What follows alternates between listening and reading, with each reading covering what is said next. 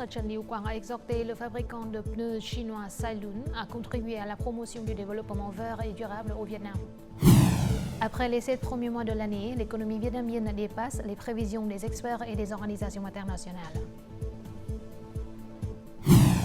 Grâce à sa beauté particulière, la ville de Hoi An figure dans le top 4 des villes les plus populaires au monde selon le magazine Travel and Leisure.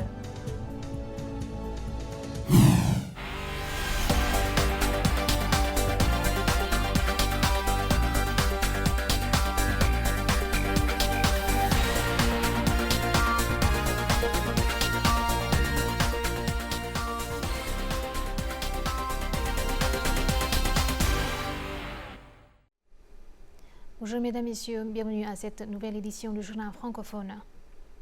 Le vice-premier ministre Chen Liuquang a rencontré le 28 juillet Liu Yanhu, présidente du groupe chinois Sailun. Le vice-premier ministre a souligné le rôle majeur de cette entreprise, l'un des principaux fabricants de pneus au monde, en saluant ses performances commerciales et son engagement en matière de responsabilité sociale au Vietnam. Chen Liuquang a encouragé Sailun à continuer d'appliquer les technologies les plus avancées pour répondre à ces critères et à renforcer les liens avec les entreprises vietnamiennes. L'objectif est de les intégrer à la chaîne de valeur et d'approvisionnement de Sailun, ce qui contribuera à renforcer la coopération entre le Vietnam et la Chine.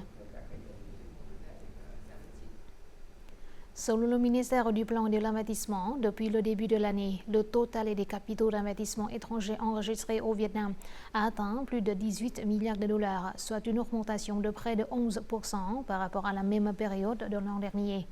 Les investisseurs étrangers ont investi dans 18 des 21 secteurs de l'économie nationale. Parmi eux, l'industrie de transformation et de fabrication a pris la tête, représentant plus de 70% du total des capitaux d'investissement enregistrés. Viennent ensuite les secteurs de l'immobilier et de la vente au détail. Il y a actuellement 91 pays et territoires qui investissent au Vietnam. Singapour arrive en tête, suivi de Hong Kong, Chine et du Japon. Ces derniers mois, l'économie vietnamienne s'est accélérée, dépassant les prévisions précédentes des experts et des organisations internationales. Cependant, le Vietnam doit renforcer les facteurs internes de l'économie pour maintenir sa dynamique de croissance d'ici la fin de l'année. Le secteur des services constitue le point positif de l'économie d'ici la fin de l'année, avec une croissance de 6,64%, contribuant à près de la moitié de la croissance du PIB. L'augmentation de la demande intérieure et la forte reprise du nombre de visiteurs internationaux ont stimulé la demande globale de l'économie. Le tourisme vietnamien retrouve sa dynamique de croissance. Cela contribue à la croissance de l'excédent commercial des services touristiques. Le Vietnam doit continuer à améliorer la qualité de ses produits et à diversifier ses types de services pour rivaliser avec les pays de l'ASEAN. La demande intérieure a progressivement retrouvé ses niveaux d'avant la pandémie, car l'inflation est maîtrisée. Les taux d'intérêt opérationnels sont maintenus et inférieurs à ceux de fin 2023, ce qui contribue à la stabilité macroéconomique. C'est également une condition pour attirer des flux de capitaux d'investissement au Vietnam à long terme. Les investisseurs européens sont optimistes quant au fondement de la croissance du Vietnam. Près de 70% des entreprises européennes croient en la croissance économique à long terme du Vietnam et considèrent le Vietnam comme une destination de choix. Le Vietnam doit promouvoir un soutien flexible aux politiques monétaires et budgétaires. Selon la Banque asiatique de développement, l'instabilité géopolitique actuelle, les fortes fluctuations des prix mondiaux des matières premières et des transports, ainsi que les taux d'intérêt élevés exercent une pression sur l'inflation et la croissance mondiale, en particulier sur les économies ouvertes comme le Vietnam. Ainsi, les coûts de production et de consommation ont tendance à augmenter d'ici la fin de l'année, ce qui nécessite une planification proactive et flexible des politiques monétaires et fiscales opérationnelles. La Banque d'État maintient une politique monétaire proactive et flexible qui équilibre à la fois la garantie des objectifs de croissance et le contrôle de l'inflation. Mais il ne reste plus beaucoup de marge. La politique budgétaire doit donc jouer son rôle en stimulant la production et les dépenses, en favorisant la croissance du crédit. Selon les organisations internationales, l'objectif de croissance du PIB de cette année est réalisable, mais dépendra toujours de l'évolution de l'économie mondiale. Il est donc nécessaire de continuer à promouvoir les investissements publics pour contribuer à renforcer la dynamique de l'importation et de l'exportation, de la consommation et de l'investissement privé, ainsi que de promouvoir de nouvelles dynamiques telles que l'IA, la numérisation et l'économie verte. Ces domaines créeront un espace de croissance à long terme. Selon l'Office général des statistiques, le Vietnam a enregistré un excédent commercial de 14,08 milliards de dollars au cours des 7 premiers mois de cette année. Rien qu'en juillet, le pays a atteint un excédent de 2,12 milliards de dollars, avec un chiffre d'affaires du commerce extérieur estimé à plus de 69 milliards de dollars, soit une augmentation de 8,7% par rapport au mois précédent et de 21,8% en glissement annuel. Plusieurs produits ont dépassé le seuil d'1 milliard de dollars en termes de valeur d'exportation, notamment les combustibles et minéraux, les produits industriels manufacturiers, ainsi que les produits agricoles, sylvicoles et aquatiques. Les États-Unis et la Chine restent les principaux marchés d'exportation du Vietnam. À la mi-juillet, le chiffre d'affaires total des exportations du pays a atteint plus de 207 milliards de dollars, soit une hausse de 15% par rapport à la même période de l'année dernière. Cependant, le défi de la forte augmentation des taux de frais des marchandises du Vietnam vers les pays étrangers pose de grandes difficultés aux entreprises exportatrices. De nombreuses solutions sont donc mises en œuvre par les entreprises pour faire face à cette situation. Cette entreprise vient de louer un entrepôt supplémentaire de 5000 m² pour stocker les produits en attente d'exportation. Les frais de transport vers l'Europe et les États-Unis varient de 8 000 à 10 000 dollars par conteneur de 40 pieds selon l'itinéraire, soit 2 à 3 fois plus qu'en avril. Nous négocions avec les clients pour partager les frais d'expédition. Nous louons également des entrepôts supplémentaires pour préserver la qualité des marchandises. Le ministère de l'Industrie et du Commerce a également proposé aux entreprises de signer des commandes à long terme avec des compagnies maritimes et envisage de modifier les itinéraires de transport. Toutefois, cela dépend également des facteurs internationaux tels que les compagnies maritimes et les flux de transport internationaux. Les tarifs du fret maritime augmentent en fonction du marché. Les entreprises s'attendent donc à ce que la Fédération des associations internationales de transitaires trouve bientôt une solution. Le ministère de l'Industrie et du Commerce s'efforce de réduire l'impact des taux de fret vietnamiens et de la congestion. Ce sont deux enjeux clés qui contribuent à stabiliser les taux de fret. Il existe plus de 40 000 entreprises de transport de fret dans le monde. L'impact de la Fédération des associations internationales de transitaires est important.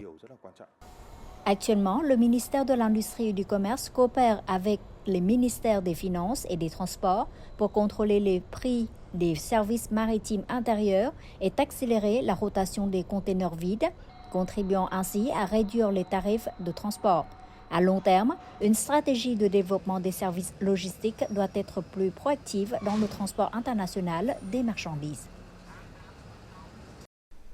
Voici tout de suite les taux de change et l'indice de la bourse du Vietnam.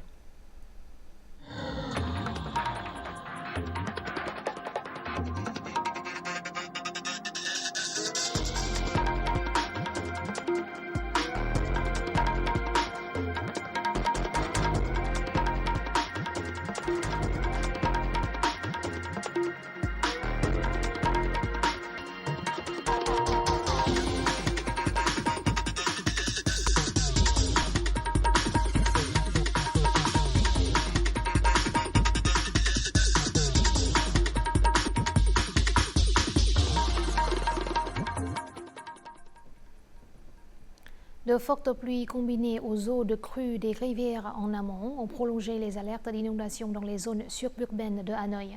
Sur les rivières Bui et Tic qui traversent Hanoï, la crue devrait continuer à monter d'ici lundi midi, probablement environ 20 cm plus haut qu'au mardi après-midi, dépassant le niveau d'alerte 3 de 0,6 m et 0,45 m respectivement. Les inondations continuent de se produire largement dans les zones basses, le long des rivières des districts de Quốc Oai, Thạch Thất, Trường Mỹ et Mỹ Đức. Selon le Centre de conservation des monuments de Hue, à partir du 1er août, le site des reliques nationales de la Porte Raven sera ouvert aux visiteurs gratuitement. La Porte Raven est située sur la montagne Raven et est reconnue comme un site historique et culturel national.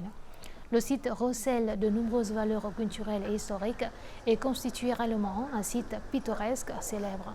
Il contribue au développement du tourisme et des services dans la province de Thừa Thiên Huế et la ville de Da Nang, ainsi que dans la région centrale en général. Située dans la province de Quảng Nam au centre, la vieille ville de Hội An a souvent été élue la ville antique la plus charmante et la plus romantique du monde.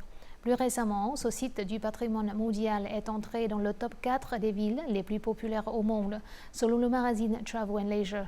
Cela montre que Hội An a un attrait très particulier pour les touristes et les agences de voyage internationales. Ancienne comme Lijiang en Chine, romantique comme Venise en Italie et paisible comme Ritorn aux Pays-Bas. Tels sont les sentiments de la plupart des visiteurs lorsqu'ils visitent la ville de Hội An.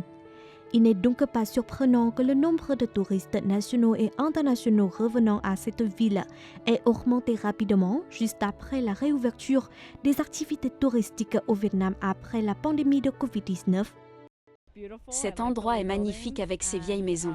Je me sens très en sécurité et il y a de nombreuses activités auxquelles participer, comme faire une promenade en bateau sur la rivière, se promener ou faire du shopping.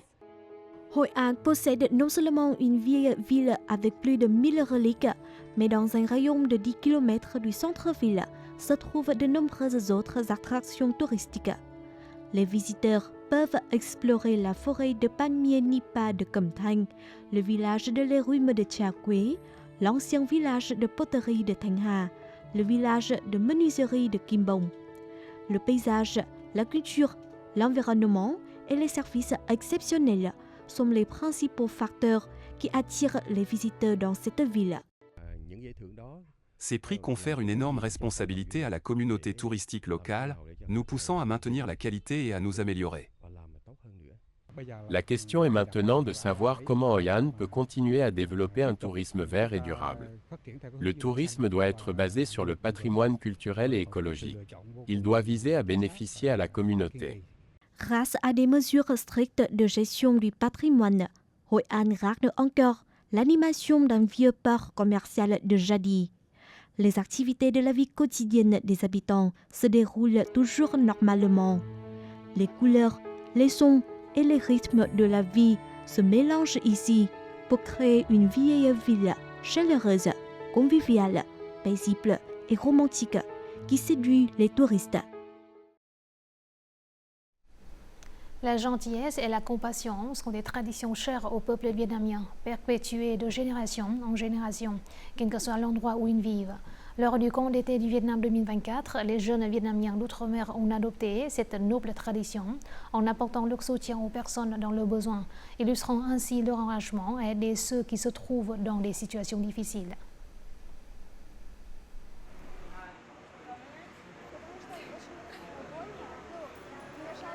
Je suis très émue de rencontrer les orphelins d'ici, qui manquent de l'amour de leurs parents. Bien que je ne puisse pas parler vietnamien, j'utilise toujours le langage corporel pour me connecter avec eux, en particulier avec les personnes non verbales ou malentendantes.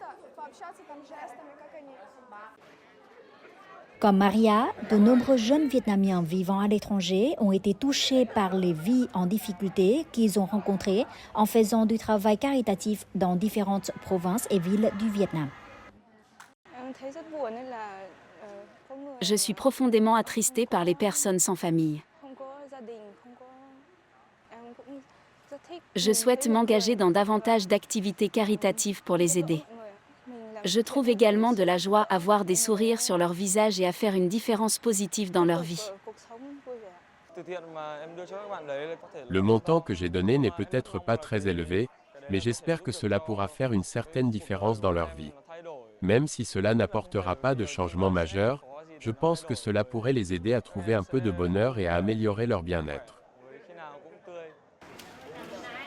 Où qu'ils soient, les jeunes Vietnamiens vivant à l'étranger s'efforcent constamment de soutenir la communauté vietnamienne, que ce soit dans leur pays d'accueil ou dans leur pays d'origine.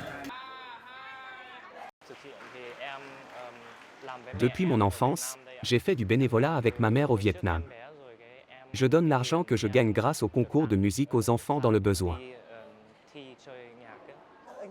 Je soutiens souvent les étudiants pauvres et les orphelins au Laos. C'est la 3e ou la 4e fois que je m'engage dans un travail caritatif au Vietnam. De tels efforts me permettent de redonner à mon pays d'origine. Dans le cadre du camp d'été du Vietnam 2024, les jeunes Vietnamiens d'outre-mer ont fait don d'environ 200 millions de dong pour soutenir les personnes défavorisées dans 5 provinces et villes du pays. Quel que soit le montant du don, leur objectif principal était d'aider les personnes dans le besoin en apportant joie et réconfort à travers des conversations et des interactions avec ces personnes.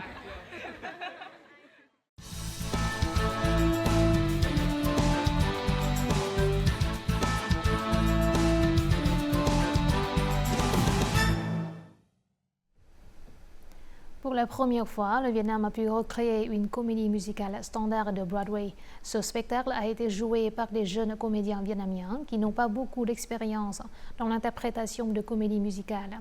Le spectacle s'appelle Shrek et est dirigé par le réalisateur australien Jesse Donaldson Jarrett. Ce spectacle sera présenté en première à Hanoi, à Ho Chi Minh Ville, en juillet et août prochain et promet d'apporter au public des performances impressionnantes et des émotions explosives. Rencontrons le talentueux réalisateur australien et voyons comment il a adapté cette pièce pour la scène vietnamienne.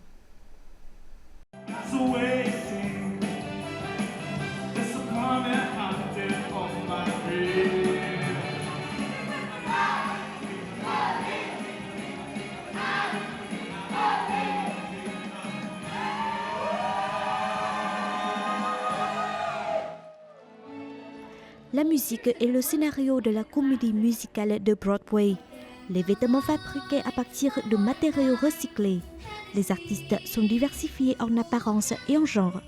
Shrek en National Tour réunit plus de 30 jeunes acteurs, dont la plupart ont peu d'expérience ou n'ont jamais joué dans des comédies musicales. Ils ont été choisis pour leur chant, leur danse et leur passion pour le théâtre. Au lieu de choisir des visages célèbres pour le casting, le metteur en scène Jesse Donaldson Jarrett a donné des opportunités pour de nouveaux visages, contribuant ainsi à mettre en valeur le message de la pièce, diversité et égalité.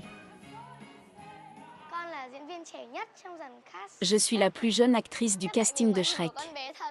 Probablement parce que mon apparence, mon âge et ma voix sont adaptés pour jouer le rôle de la petite Fiona.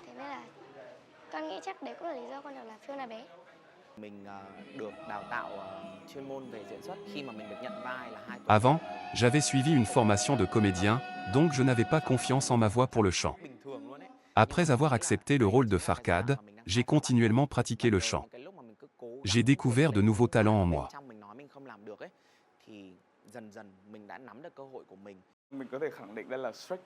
Cette pièce de Shrek est destinée au public vietnamien. Dans le dialogue, nous intégrerons la culture vietnamienne sans affecter l'œuvre originale. Nous voulons prouver que nous savons très bien chanter et parler anglais.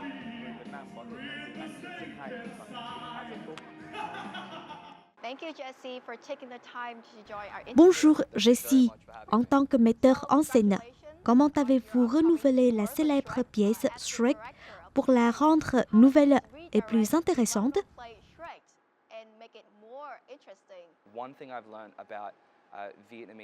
Une chose que j'ai apprise sur l'art de la performance vietnamien, c'est qu'on aime les choses colorées. Dans le groupe, Monsieur Chuon est le directeur de l'éclairage. Il a beaucoup d'expérience dans l'utilisation de la lumière pour raconter des histoires. Le jaune signifie le bonheur, le rouge signifie la passion ou la colère.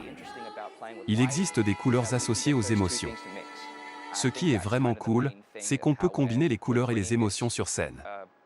Nous combinons les couleurs avec la narration vietnamienne. L'atmosphère du spectacle dépendra entièrement des acteurs sur scène. Ces jeunes Vietnamiens s'améliorent chaque jour. Ils ont créé une toute nouvelle pièce. Pouvez-vous nous parler du processus de réalisation de cette pièce?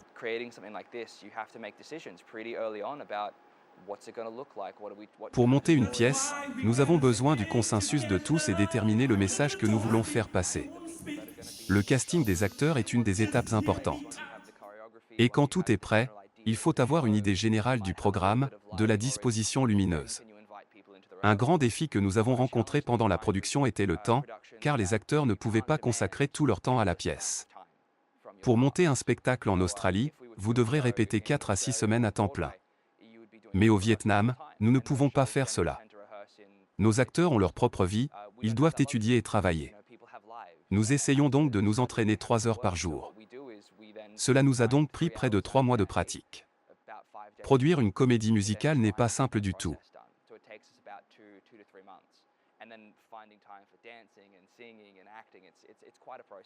Les acteurs sont assez jeunes et inexpérimentés. Comment avez-vous pu garder l'esprit et la qualité d'une comédie musicale de Broadway?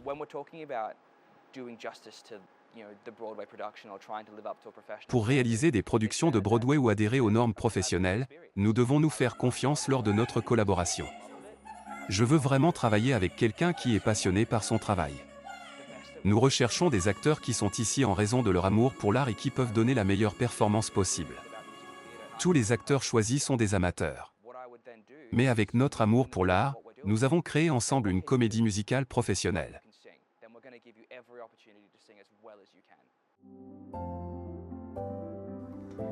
Diplômée d'un double diplôme de l'Université de la Nouvelle-Angleterre et de l'Académie nationale australienne d'art dramatique, Jessie a poursuivi une carrière d'acteur.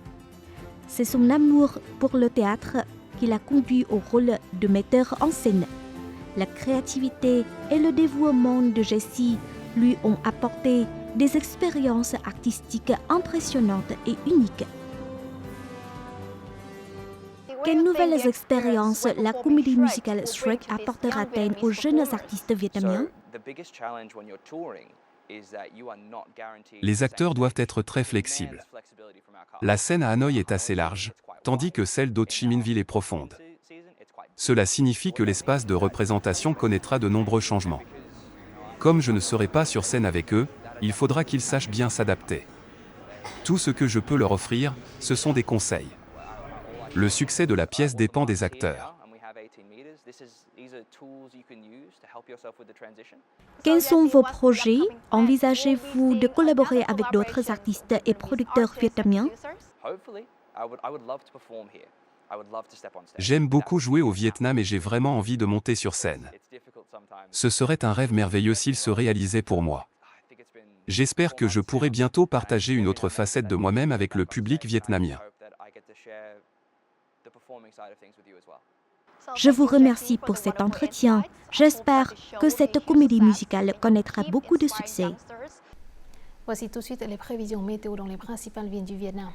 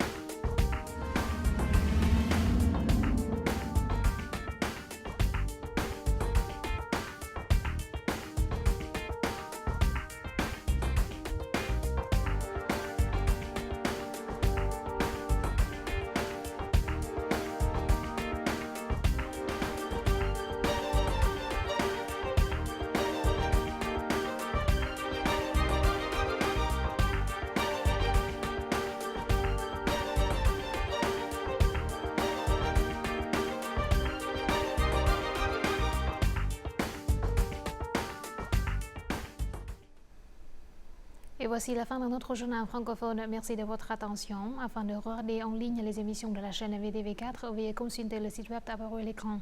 Vous pouvez aussi télécharger l'application VTV Go sur App Store ou Google Play. Au revoir et à la prochaine.